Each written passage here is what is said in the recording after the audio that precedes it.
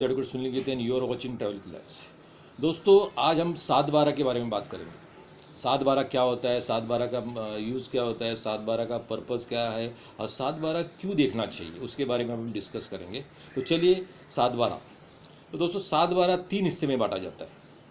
मतलब पूरा पेपर एक 7/12 एक पेज पे पूरा 7/12 रहता है। मतलब आधा हिस्से, ऊपर का आधा हिस्सा 7 में रहता है, नीचे का आधा हिस्सा 12 में रहता है। तो ऊपर के आधे हिस्से में तीन हिस्सा बांटा जाता है। एक हिस्सा लेफ्ट साइड रहता है, बीच वाला और राइट हैंड साइड।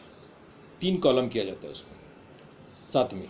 तो साथ में तीन कॉलम में देखिए, लेफ्ट साइड साथ के तीन कॉलम में लेफ्ट हैंड साइड में जो कॉलम किया रहता है उसमें तहसील, वहाँ का सर्वे नंबर, गांव का नाम, डिस्ट्रिक्ट का नाम, ये सब लिखा रहता है। फिर एरिया, वो एग्रीकल्चर लैंड की एरिया, नॉन एग्रीकल्चर उसकी एरिया। फिर उसके बाद में तहसील, उसके बाद में राइट हैंड साइड में वो जो प्रॉपर्टी का ओनर कौन है, और उसके नीचे वो ओनर के नाम, जितने भी नाम रहेगा, अगर एक नाम रहेगा, दो रहेगा, तीन रहेगा, पाँच रहेंगे, उसके नीचे एक सर्कल करके उसमें अंदर एक नंबर लिखा रहेगा। उसका नंबर का मतलब होता है म्यूटेशन नंबर।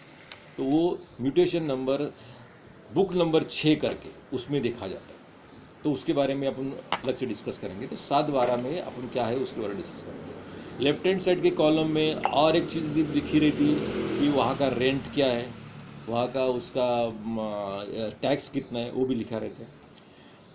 बीच वाले हिस्से में और एक चीज़ लिखी रहती है कि ये चीज़, ये जगह, उसका ओनर कौन है। ओनर क्या है, अगर समझ लीजिए एक ओनर, दो ओनर, तीन ओनर, चार ओनर। अगर समझ लीजिए ये ओनर, अगर गवर्नमेंट ऑफ इंडिया या गवर्नमेंट, महाराष्ट्र गवर्नमेंट ने वो जगह, वो प्रॉपर्टी, वो लैंड, वो ज़मीन, अगर समझ लीजिए किसी आर्मी ऑफिसर, नेवी ऑफिसर या एयरफोर्स ऑफिसर को दी रहेगी, या उसको आदिवासी रहेगी, आदिवासी हो, या ओबीसी, बीसी, एससी, एसटी जो रहेंगे उनको दी रहेगी ज़मीन, उनके नाम पे ज़मीन रहेगी, तो उसके ऊपर उसको वो भी लिखा रहता है। राइट हैंड साइड में अगर उसको कूल कायदा बोलते, कूल बोलते हैं उसे, तो उसका मतलब क्या है, टेनेंट। मतलब उस ज़मीन में वो पहले वो ज़मीन करता था, तो उसका नाम लिखा रहेगा वहाँ पे, तो उसको बोलते हैं टेनेंट या कूल। फिर और एक चीज़ लिखी रहती कि भाई ये ज़मीन किसी बैंक के वहाँ पे मॉर्गेज करके रखी है, या सोसाइटी, क्योंकि जो खेती करते रहते हैं फार्मर्स का भी एक सोसाइटी होती रहती है, कोऑपरेटिव सोसाइटी रहती है, एक क्रेडिट सोसाइटी रहती है। तो उसके अंदर वो लोग लोन भी देते हैं, लोन लेते रहते हैं। तो उसके हिसाब से उसके ऊपर उन्हें लोन लिया नहीं लिया, उसके हिसाब से वो वहाँ पे वो लिखा रहता है। और अगर समझ लीजिए ज़मीन किसी गवर्नमेंट ऑफिस ने, मतलब इंडियन गवर्नमेंट बोलिए या महाराष्ट्र गवर्नमेंट बोलिए, उन्होंने अगर एक्वायर की रहेगी, समझ लीजिए सिडको के लिए एक्वायर की होगी, म्हाडा के लिए एक्वायर की रहेगी, या एमएमआरडी के लिए एक्वायर की रहेगी, अगर रोड वाइंडिंग में जाती रहेगी उसके लिए एक्वायर की रहेगी, या फॉरेस्ट वाले ने एक्वायर की रहेगी, तो उसके ऊपर वो लिखा रहता है। तो ये होगा 7। 7 में तीन हिस्से, एक लेफ्ट हैंड साइड कॉलम, बीच वाला कॉलम, और right hand side. Left hand side का कॉलम और एक उसमें लिखा रहता है कि एरिया, वो ज़मीन का एरिया कितना है। समझ लीजिए ज़मीन का एरिया है 1 एकड़ 10 गुंठा। तो वो ये 10 गुंठा क्या है, पूरी कल्टीवेशन ज़मीन है या नॉन कल्टीवेशन ज़मीन है, वो भी लिखा रहता है कि ये ज़मीन कल्टीवेशन ज़मीन है या नॉन कल्टीवेशन ज़मीन है। तो इसीलिए 1 एकड़ अगर समझ लीजिए कल्टीवेशन है और 10 गुंठा है अगर नॉन कल्टीवेशन है, तो वो भी लिखा रहता है। तो 1 एकड़ 10 गुंठा, 1 एकड़ में कल्टीवेशन में सब कुछ गेहूँ, चावल, बाजरा या कुछ अलग चीज़ गन्ने के भी खेती बाड़ी होती रहती है, इसीलिए कल्टीवेशन बोला जाता है। और 10 गुंठा जो है उसमें नॉन कल्टीवेशन, समझ लीजिए उसमें कुछ नाला जाता रहता है, रोड वाइंडिंग में वो रोड जाता है, तो समझ लीजिए उसमें रॉक है, तो वो नॉन कल्टीवेशन है। तो वो नॉन कल्टीवेशन है, लेकिन जगह तो उसकी है, सेलर की है, तो इसीलिए वो जगह का पूरा डिस्क्रिप्शन लिखा रहेगा कि 1 एकड़ 10 गुंठा। तो 10 गुंठा का जो है वो उसको बोला जाता है, नॉन कल्टीवेशन की ज़मीन बोला जाता है पोर्ट खराबा। वो भी उसमें लिखा रहता है कि 1 एकड़ 10 गुंठा पोर्ट खराबा। पोर्ट खराबा कितना, 10 गुंठा, वो उसमें लिखा रहता है। तो ये हो गया 7। और अपन देखेंगे अभी 12 क्या। तो दोस्तों 12 जो चीज़ है कि ऊपर वाला हिस्सा हो गया 7, नीचे वाला हिस्सा होता है 12। 12 में लिखा रहेगा कि कि ये जो कल्टीवेशन ज़मीन है, तो उसमें अभी आपने देखा कि 1 एकड़ 10 गुंठा का ज़मीन है, उसमें 1 एकड़ कल्टीवेशन है, 10 गुंठा नॉन कल्टीवेशन है, मतलब पोट खराब है। तो 1 एकड़ में क्या होता है, 1 एकड़ में समझ लीजिए बाजरा होता है, गेहूँ होते हैं, चावल होता है, जो भी होता है वो उसमें लिखा रहता है। सेकंड, उसमें वो ज़मीन में कितने ट्यूबवेल है, 1 ट्यूबवेल है, 2 ट्यूबवेल है, 3 ट्यूबवेल है, जो भी ट्यूबवेल है उसमें उसका भी वहाँ पे लिखा रहता है। थर्ड चीज़ होती है वो उसमें कितने पेड़ है, आम के पेड़ है, साग के पेड़ है, कुछ अलग पेड़ है, गन्ने अब समझ लीजिए उसमें नीम के पेड़ है, कुछ जो भी पेड़ है उसमें वो भी लिखा रहता है।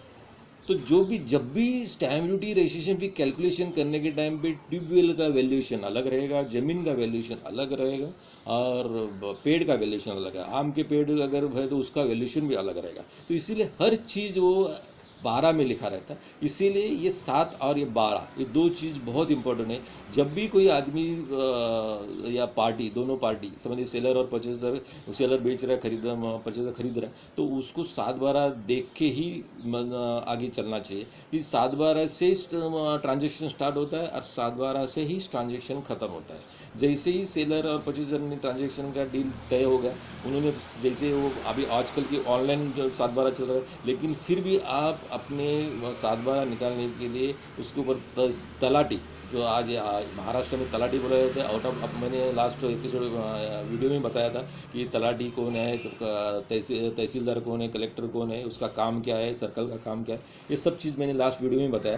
तो फिर भी अपना तलाटी और बाहर का जो पटवारी है, पटनाई के, ये जो तलाटी के अलग अलग नाम है, उसका जो काम है, तो वहाँ पे तलाटी के पास जाके आप उसका 7-12 निकाल के उसके फिर एग्रीमेंट बना के, उसका जो भी ट्रांजेक्शन का जो एग्रीमेंट बना के उसके ऊपर स्टैम्प ड्यूटी भर के उसको रजिस्टर करना चाहिए। क्योंकि अगर 7-12 में वो उसमें लिखा रहता है कि पेड़ कितने हैं, कुएँ कितने हैं, तो उसका अलग अलग वैल्यूएशन है, अलग अलग वैल्यूएशन के साथ अलग अलग स्टैम्प ड्यूटी भरी जाती है। तो उस स्टैम्प ड्यूटी भर के, रजिस्ट्रेशन भी भर के, उसको स्टैम्प ड्यूटी रजिस्ट्रेशन करके उसका एक सर्टिफाइड कॉपी लेके आप फिर अपने तलाटी के पास देना चाहिए। तलाटी वो सर्टिफाइड कॉपी सर्कल के पास उसको नोटिंग करके सर्कल के पास भेजता है, सर्कल तहसीलदार के पास भेजता है, तहसीलदार फिर उसको सब कुछ नोटिंग करके फिर सर्कल के पास भेजता है, सर्कल बोलेगा मंडल अधिकारी, मंडल अधिकारी वो फिर तलाटी के पास भेज के जो भी बुक नंबर 6 में सर्कल उसको म्यूटेशन में साइन करके रखता है, साइन करेगा तो म्यूटेशन उसका ये हो गया। फिर वो तलाटी 7-12 पे पेंसिल से नाम चढ़ा के, जैसे वर्दी नोटिस उसका प्रोसीजर कंप्लीट होने के बाद फिर उसको पेन पे वो परचेसर का नाम चढ़ाएगा। तब तक उसका ट्रांजैक्शन कंप्लीट नहीं होता है। जब तक 7-12 पे परचेसर का नाम नहीं आता है तब तक उसके नाम पे वो प्रॉपर्टी नहीं होती। आज की तारीख में पब्लिक क्या करती है, सिर्फ जाके अपने एसी ऑफिस में, 5 स्टार ऑफिस में बैठ के सिर्फ एग्रीमेंट, रजिस्टर्ड एग्रीमेंट देखती है। देखने के बाद उसका सिर्फ बोलते कि अब ट्रांजेक्शन हो गया, ना 7-12 देखने का ना कुछ नहीं, वो एग्रीमेंट बना के सिर्फ जाके रजिस्टर कर देने का, मेरे नाम पे प्रॉपर्टी हो गई, मैं उसका मालिक हो गया। वो सेलर बोलेगा तूने दे दिया होगा। लेकिन ट्रांसफ़र ऑफ प्रॉपर्टी और रजिस्ट्रेशन एक्ट और ट्रांसफ़र ऑफ प्रॉपर्टी एक्ट, ये दोनों अलग अलग चीज़ें हैं। इसलिए रजिस्ट्रेशन डिपार्टमेंट अलग है, ट्रांसफ़र ऑफ प्रॉपर्टी का डिपार्टमेंट अलग है। इसीलिए 7-12 देख के ही 7-12 पे ही ख़त्म हो जाता है। इसीलिए हमेशा 7-12 देखना चाहिए, 7-12 ही करना चाहिए। तो आप जैसे ही कोई भी ट्रांजेक्शन करने जाओगे तो 7-12 देख लीजिए। तो दोस्तों, ये था अपने 7-12 के बारे में वीडियो। आपको कैसा लगा उसके बारे में कमेंट्स ज़रूर कीजिए। Thank you and thank you very much.